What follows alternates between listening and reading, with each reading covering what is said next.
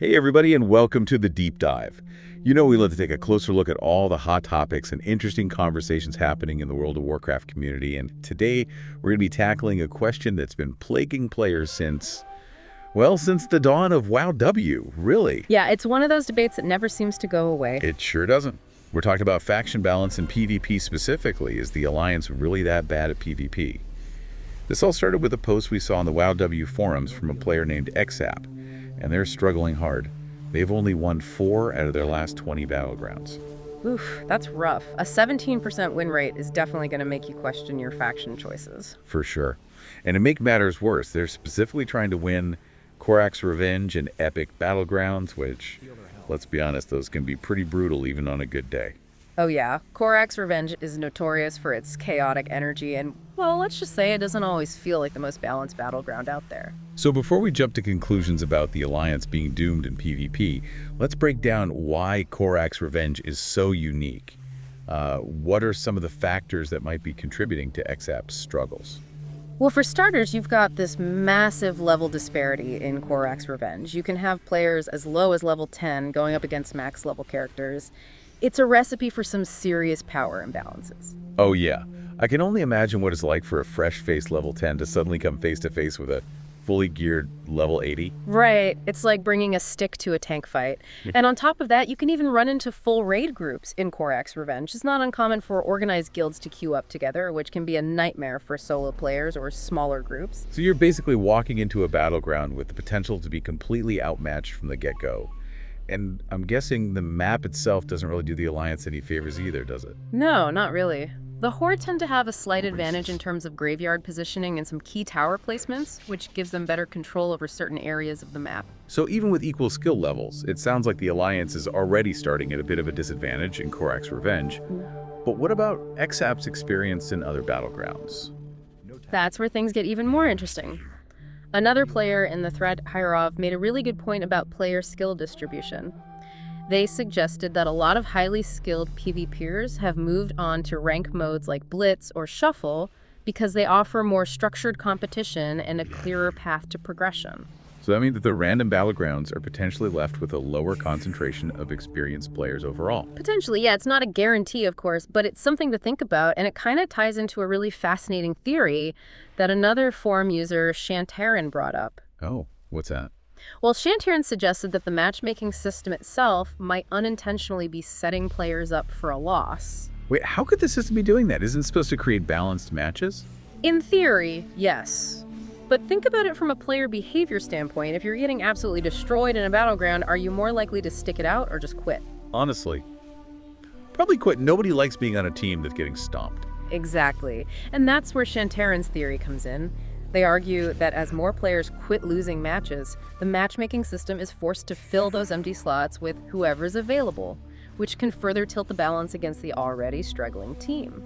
So it's like a self-fulfilling prophecy of defeat. You get placed in a losing game, people start quitting, the odds get worse, and boom, another loss on your record. Exactly. And this brings us to a point that might seem counterintuitive. At first, another player, Psychondrian, pointed out that while Alliance might be struggling in battlegrounds, they seem to be dominating in World PvP. Now that's interesting. Why would one faction excel in one type of PvP and struggle in another?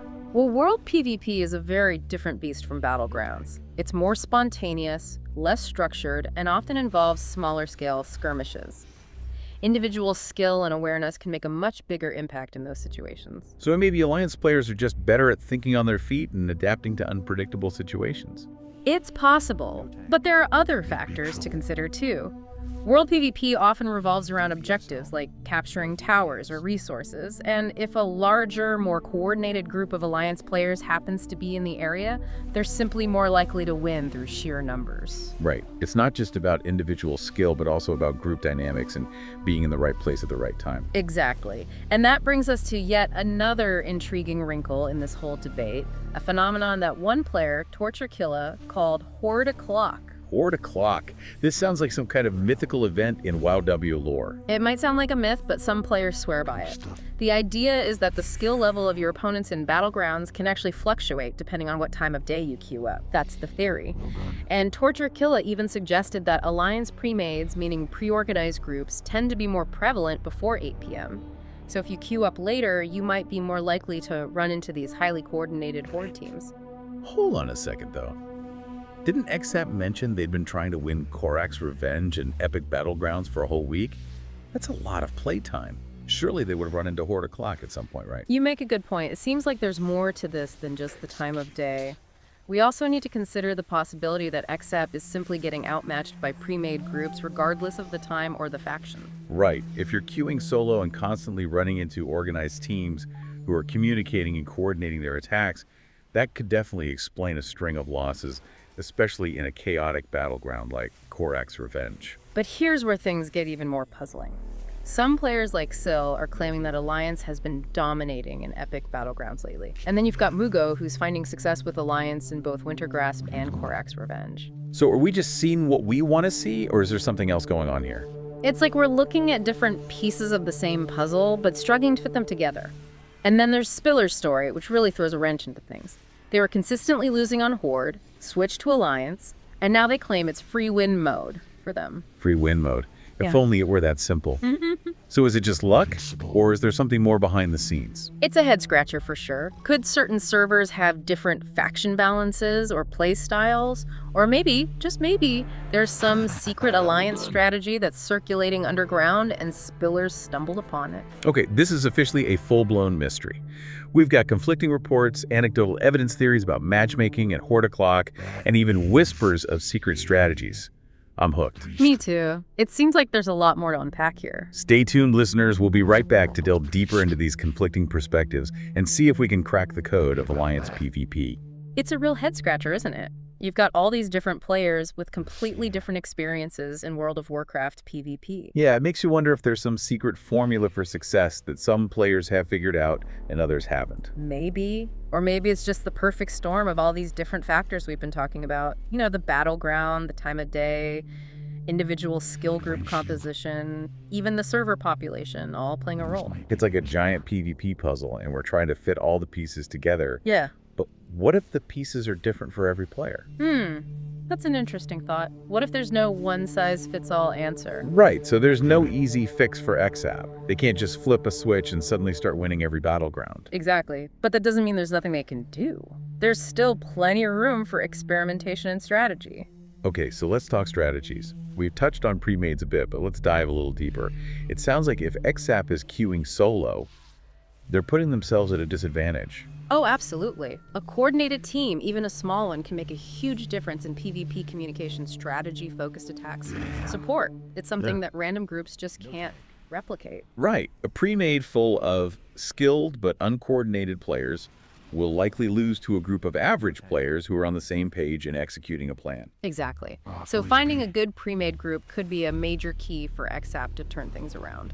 Makes sense. And it's not just about finding players who are good, it's about finding players who have a similar playstyle, who are committed to working together as a unit. Couldn't agree more. And we also talked about Horde o'clock.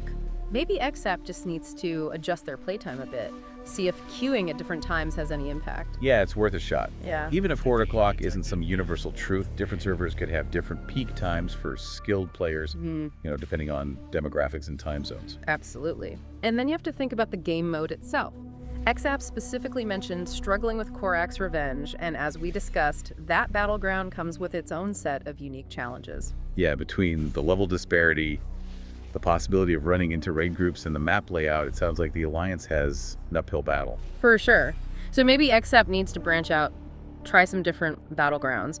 Or if they're really determined to conquer Korak's Revenge, they might need to adopt a whole new strategy. Ooh, what kind of strategy are we talking about? Well, for starters, they could look for a pre-made group that specializes in Korak's Revenge. A group that knows the map inside and out and has developed strategies to counter those Alliance disadvantages. Ooh, I like that. A group that knows how to turn those weaknesses into strengths. Exactly. Or maybe they could focus on objectives that don't rely so heavily on controlling specific areas of the map. Things like capturing flags or gathering resources. Right. Play to your strengths, minimize your weaknesses. And that brings us back to Hierov's point about a lot of the highly skilled PvPers moving on to ranked play. That's a good point. If Xsap is serious about improving their PvP game, maybe they should consider giving ranked a try. Yeah, even if they don't hit the top of the ladder, just the experience of playing against tougher competition could help them level up their skills. It's like training with the best to become the best. And even if ranked play isn't their thing, there are still tons of resources out there for players who want to get better at PvP. Right. Guides, videos, streams, communities dedicated to PvP strategy and analysis. There's no shortage of information out there. Exactly. And that's one of the beautiful things about the WoW community. There's always someone willing to help to share their knowledge, to offer advice. It really speaks to the passion of WoW players. So while we might not have a definitive answer to Xsap's question, is the Alliance really that bad at PvP? We've uncovered a lot of potential factors, and most importantly, we've identified some solutions they can try. Exactly. And this is where you, our listeners, come in. We want to hear your experiences. Yes. What are your thoughts on Alliance PvP? Have you found success in Battlegrounds? Do you have any strategies to share? Let us know in the comments or hit us up on social media. We might even feature some of your insights in a future deep dive. Because let's be real, every player's experience is unique and valuable, and the more we can learn from each other, the better we all become. Absolutely. And speaking of learning from each other, remember Spiller, the player who switched from Horde to Alliance and claimed to be in free win mode. Well, they actually shared some additional insights that I think are worth discussing. Oh. What does Spiller have to say? Well, they said that after making the switch, they started paying closer attention to the composition of their team before the battleground even started. Noticing how many healers they had, how many damage dealers, how many tanks. And they found that teams with a good balance of roles tended to perform much better than teams that were heavily skewed towards one role. Makes sense. Yeah. You need a well-rounded team to be successful in PvP. It's like a well-oiled machine. Every part needs to be working in harmony. Right. And Spiller also mentioned that they started making a conscious effort to communicate with their team more. Even in random battlegrounds, they'd call out enemy positions, suggest strategies, offer encouragement.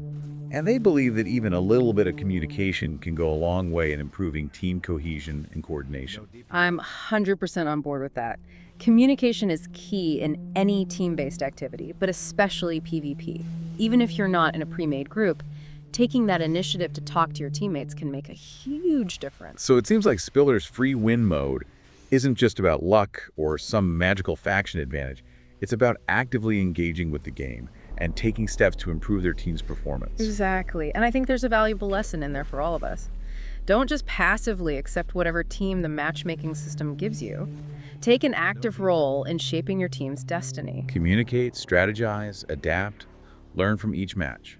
And who knows, maybe you'll find your own free win mode along the way. This has been such a fascinating look at the nuances of World of Warcraft PvP. It really has. And honestly, I think we're just scratching the surface. There's still so much to explore. Stay with us, listeners. We'll be back after a quick break to wrap up this deep dive and leave you with some final thoughts to ponder. And we are back for the final part of our deep dive today. We've been on a wild ride through the world of Alliance PvP. It really has been, hasn't it? And I think the biggest takeaway here is that there's no easy answer to the question, is the Alliance really that bad at PvP? It's so much more than just faction imbalance, isn't it? We've got matchmaking time of day, individual skill group composition, even the server population, all playing a part. It's like we're peeling back layers of an onion here every time we think we've got it figured out, another layer pops up. And what's really fascinating is that there doesn't seem to be one single truth when it comes to PvP success. Right. We've seen players thriving on both Alliance and Horde, sometimes even on the same server. It really makes you think that everyone's experience is different, shaped by so many tiny details. Absolutely. And I think that brings us to the most important point for our listeners. Don't just accept defeat as inevitable. If you're constantly losing, try changing things up. Exactly. Experiment with those variables we've been talking about. Try different battlegrounds, different times of day, different group compositions. See what works for you, what feels good, what consistently leads to better results. And remember, you don't have to do this alone. The WoW community is full of amazing players who are always willing to help. Yeah, don't be afraid to reach out to others. Join a guild. Find a community that shares your passion for PvP. Share your experiences, learn from each other, and most importantly, have fun. So here's a thought to leave you with. What if, instead of focusing on which faction is better, we shift our focus to understanding the systems and the dynamics that really make a difference in PvP? What if we embrace this complexity not as a source of frustration, but as an opportunity to grow and learn? What if we stop worrying so much about the win-loss ratio and start focusing on mastering the intricacies of PvP and finding joy in the journey of becoming a more skilled player? That's what it's all about, right? It's not just about beating the other team. It's about challenging yourself to be the best you can be. So next time you queue up for a battleground, remember, it's not just a fight against the opposing faction. It's a fight against your own limitations, your own assumptions, your own desire to improve. And who knows? You might just find that the most satisfying victories are the ones where you overcome those limitations and discover your own unique path to success. And on that note, we're going to wrap up this deep dive. We hope you've enjoyed this exploration of Alliance PvP and that you've gained some valuable insights along the way. Keep experimenting, keep learning, and most importantly, keep having fun out there in the battlegrounds of Azeroth. Until next time, happy gaming, everyone.